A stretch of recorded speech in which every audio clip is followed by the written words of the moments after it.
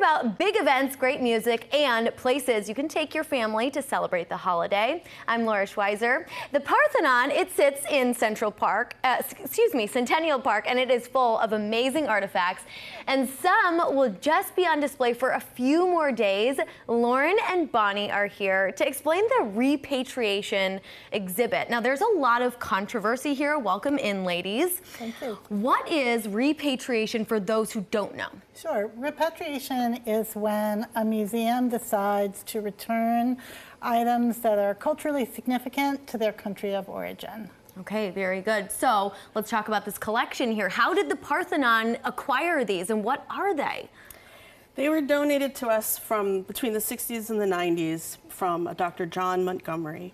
And there are different kinds of different things like zoomorphic animals, whistles we call ocarinas, lots of human effigies, some animal effigies, just all kinds of different things, and they're all just really cool.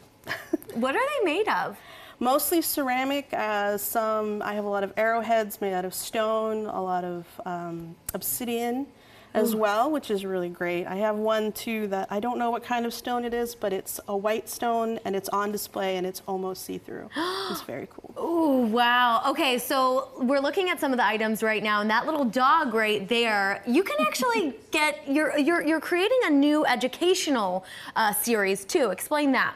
So I'm working on creating a new educational collection with the hope of having something for people to touch and to learn from. Right. So, because we're people that need to touch things. So I want to have something like that we can do. So that'll be fun. I was telling these ladies right before we started the show, I said, hold me back because I am like a little kid in a candy store right now. So explain what you brought today. So I brought a couple of different examples. The guy on my right, we believe is a drinking vessel. So if you look, you can see he has a little spout right here. Wow, that's amazing. But because of the way they were brought to us, we don't really know what they're really for. So that's really a guess, but I have quite a few drinking vessels like that, like the snake, which is in the exhibit. That's also a drinking vessel. And this one is just a pot. I believe it's a cow, but it could be a dog as well. And I don't know what it's for. But and it's really cool. You can see these like little designs on the side. And when you were saying they're almost 2,000 years old, almost we 2,000, think? Yeah. We think. We don't know for sure. So this predates Columbus when making contact. It also might predate Mayan and Incan civilization as well. But I can't say that for all of the collection, but some of it, yeah.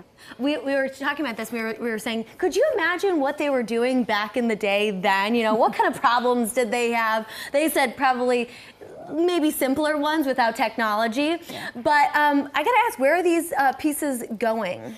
They're going to go to the Mexican Institute of Anthropology and History in Mexico City. And on July 19th, the General Consulate of Atlanta is going to come and pick them up, and they're going to take them. Wow.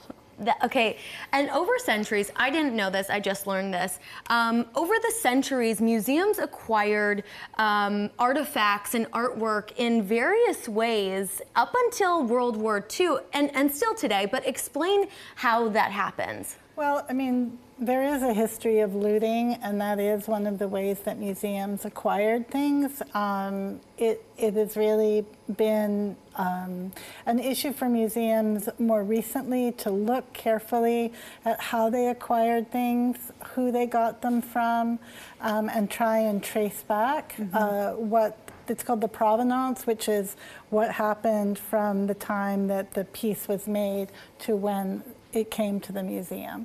So there's a lot of effort that museums are making all around the world to look at their collections.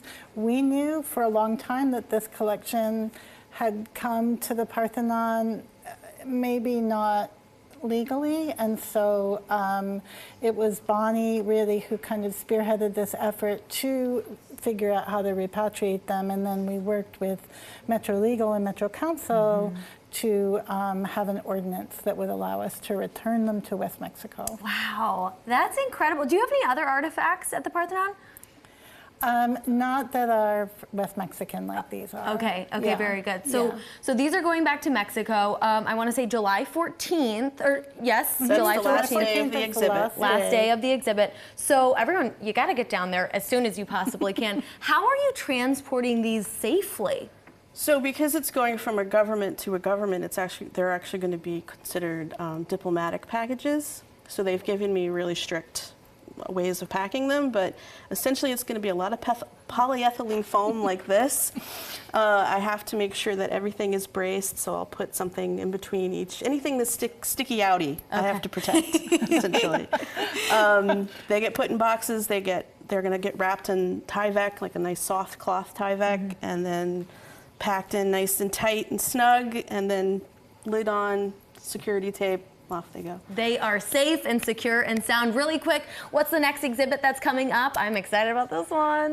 David Gutnick, he's a wonderful woodworker and craftsperson, and that is opening, I do not know the date, but check, you can go to our website and Yes, you can check please the do. date from We there. will do that. Thank you so much, ladies.